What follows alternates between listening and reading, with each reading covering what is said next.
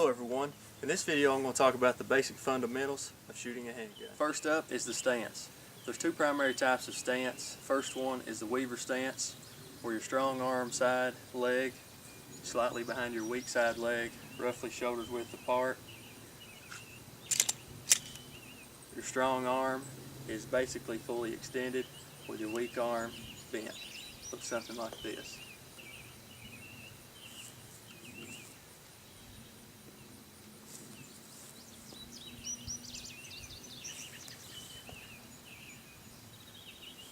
Second up, and the one I prefer, is the isosceles stance.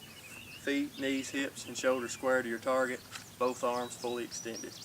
Looks something like this.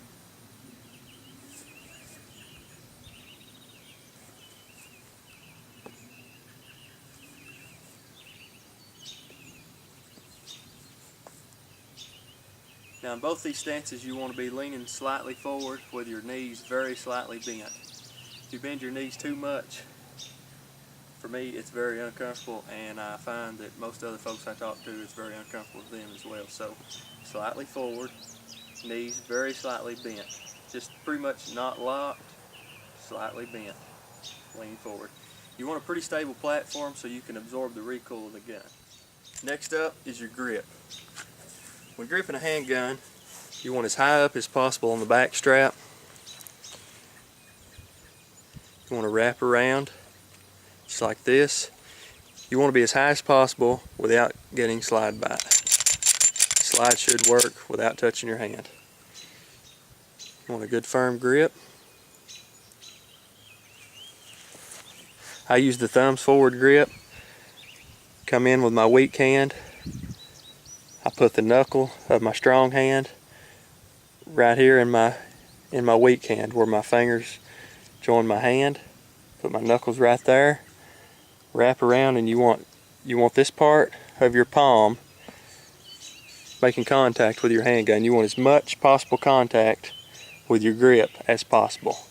I rest my weak thumb on the frame, my strong hand thumb right here on my other hand. Looks something like this.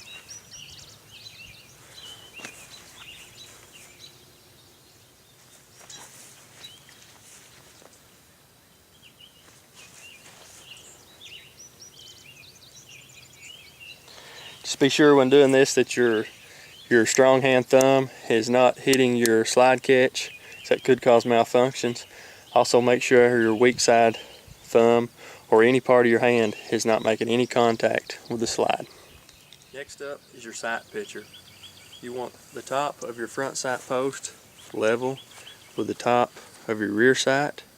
You want it perfectly centered in the notch in your rear sight with equal amount of light on both sides. Now I'll demonstrate. If I was wanting to place a shot in the center of that bottom circle, it would look something like this.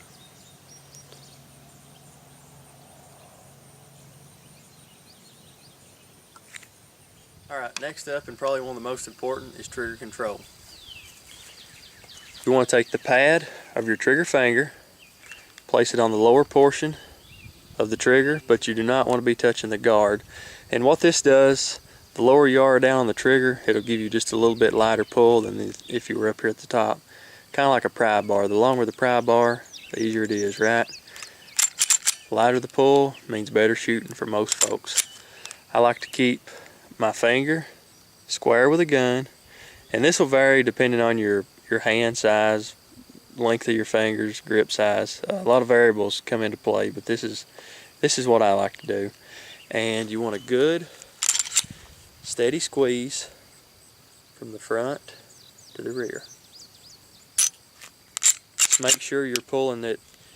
Just imagine yourself, your finger coming directly from the front of the barrel back to the center of your hand. Something like this.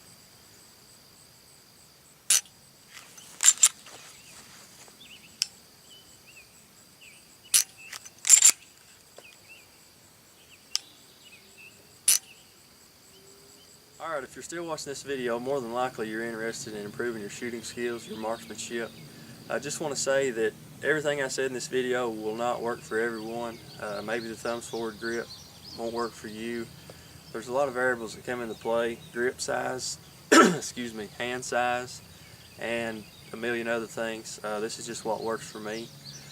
A couple things I do, since ammo prices are so high, I do a lot of dry fire practice. I just hang a target up in a safe area in my house, pointing in a safe direction just in case you was to have an accidental discharge. Of course, I always make sure your handgun is unloaded. I always leave the magazine out.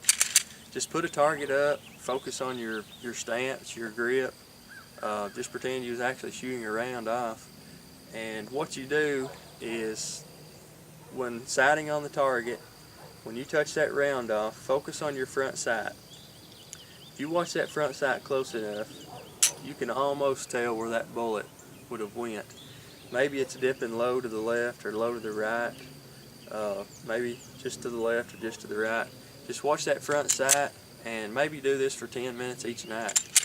Just really focus on the front sight, and you want to be able to squeeze that trigger without that sight moving off target any at all.